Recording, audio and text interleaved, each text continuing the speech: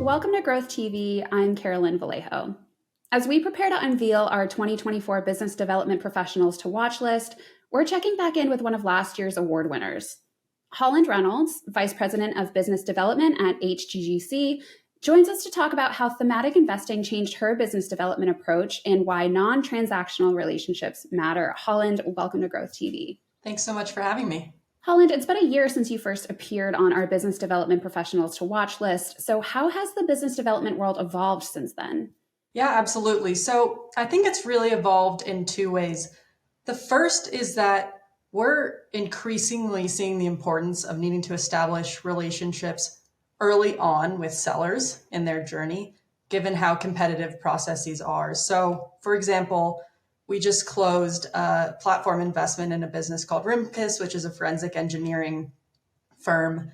We'd been looking at this business for nearly 2 years before we finally closed the investment. We'd established a relationship early on with the selling sponsor. We'd sent cold emails to the management team. We'd even spoken to the lenders on the deal.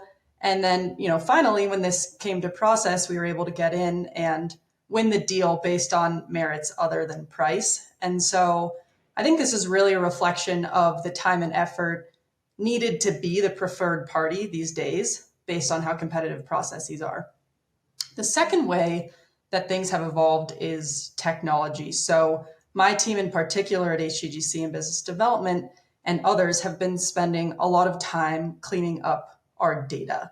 And the reason why this is important is because we're seeking to implement and potentially pilot an AI solution this year, and having your data cleaned up and accurate and be the one source of truth is very important for that. AI has obviously drastically changed our world. It's changed the BD world, and I think it will continue to do so. And this will be a huge differentiator for firms and their sourcing capabilities moving forward. Yeah, that's a really exciting development. You mentioned that in 2022, your firm went through a major shift towards thematic investing. How has that impacted your approach to business development? Yeah, it's a good question. I'd say the main difference is that now, thematic investing, or sort of subsector coverage efforts, as we're calling it, is really the engine that drives our sourcing machine. And so the shift here is that we are now using these coverage efforts to analyze every single corner of the market. We're going to conferences, we're talking to sponsors, we're talking to lenders. We're obviously doing a lot of cold outbound outreach, trying to meet management teams directly, just as I sort of explained with this Rimkus example.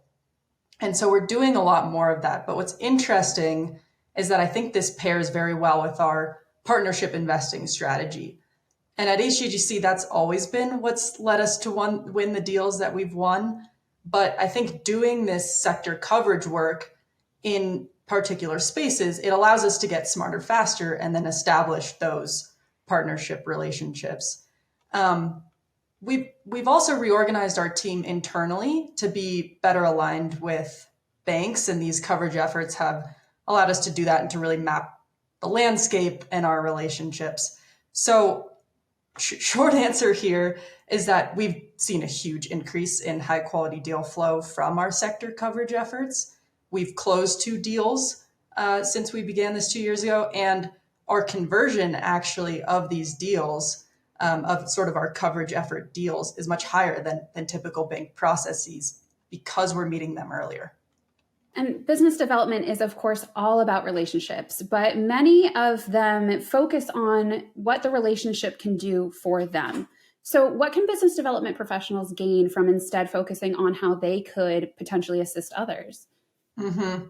This is a timely question because at HGGC, we just recently redid our firm values. And one that we established is abundance. This has always been part of our DNA ever since we were founded in 2007.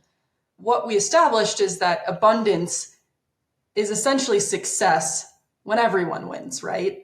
And we've taken a very abundant approach to marketing at HGGC, particularly within the BD team. So for example, we view banks and intermediaries as clients and not the other way around. We also have a habit every year of inviting our business development network to participate in HGGC events with us. This is Monday Night Football games to Steve Young golf tournaments and sort of everything in between. We work with our portfolio's charitable efforts, and we also set aside HTGC carry for charitable contributions. So all of this is to say these approaches have led us to build stronger networks. And I think in turn, this leads us to produce stronger portfolio results and source high quality deals.